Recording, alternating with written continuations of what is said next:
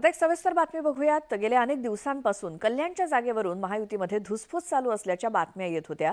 भाजप आणि एकनाथ शिंदे यांची शिवसेना या दोन्ही पक्षांनी या जागेवरती दावा सांगितला होता आणि याच कारणामुळे मुख्यमंत्री एकनाथ शिंदे यांचे पुत्र असूनही विद्यमान खासदार श्रीकांत शिंदे यांच्या उमेदवारीची घोषणा काही झालेली नव्हती।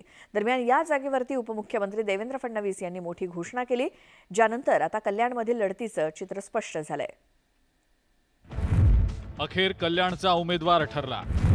भाजप शिवसेनेत अखेर एकमत। स्वतः फडणवीसांनीच केली घोषणा।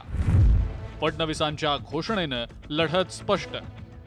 श्रीकांत शिंदे हे कल्याणमधले शिवसेनेचे उमेदवार असणार आहेत, ते महायुतीचे उमेदवार असणार आहेत।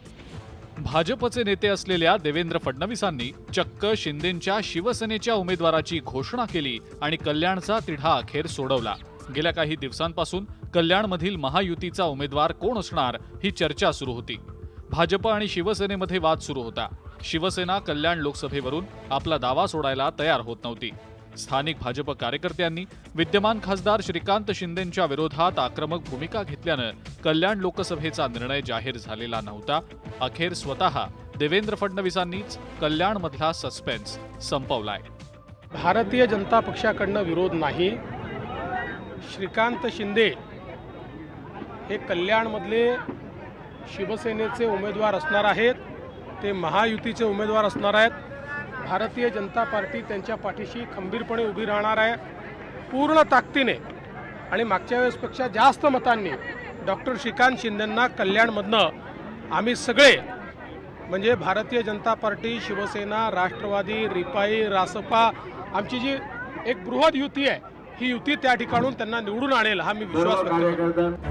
देवेंद्र फडणवीसांनी कल्याणमधून खासदार डॉक्टर श्रीकांत शिंदे यांच्या नावाची घोषणा केल्यानंतर शिवसेनेच्या नेत्यांच्या प्रतिक्रिया आल्या, तर भाजपनं सुद्धा श्रीकांत शिंदे विजयाची हॅट्रिक पूर्ण करतील असा विश्वास व्यक्त केलाय।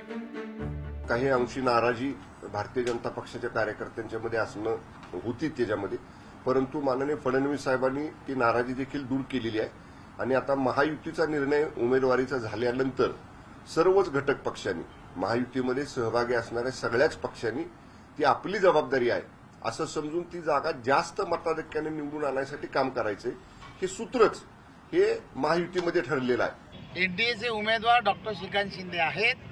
त्यांनी केलेली विकास कामं, त्यांनी केलेलं आरोग्य विषयामध्ये केलेलं काम या कल्याण लोकसभा मतदारसंघामध्ये त्याची सर्व आपल्याला कल्पना आहे।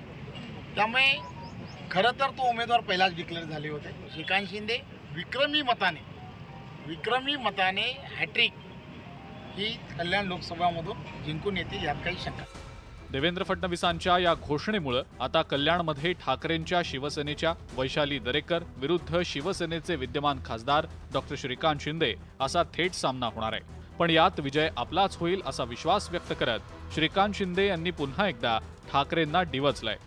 आम्ही लढू, इथून कोणी कोणी नावं घेतली, कुठल्या नेत्यांची नावं होती या ठिकाणी। आदित्य ठाकरे गेले कुठे, वरुण सरदेसाई गेले कुठे, अजून कोण नेते होते या ठिकाणी की आम्ही लढू या ठिकाणी। अरे ह्यांचं धोरण असं आहे की या ठिकाणी मतदारसंघामध्ये जी कामं झालेली आहेत ही कामं पाहून जी आहे त्यांची कोणाची हिंमत जी आहे कल्याण लोकसभेमध्ये उभं राहण्याची झाली नाही। श्रीकांत शिंदेंच्या उमेदवारीची घोषणा स्वतः फडणवीस यांनी करण्यामागे एक कारण आहे। उपमुख्यमंत्री देवेंद्र फडणवीस यांनी ही घोषणा करत कल्याण लोकसभा मतदारसंघातला पेच संपुष्टात आणण्याचाच प्रयत्न केलाय। फडणवीसांच्या या घोषणेमुळे आता भाजपचं कल्याणचं स्थानिक नेतृत्व सुद्धा शिंदेंच्या पाठीशी उभं राहण्याची शक्यता आहे।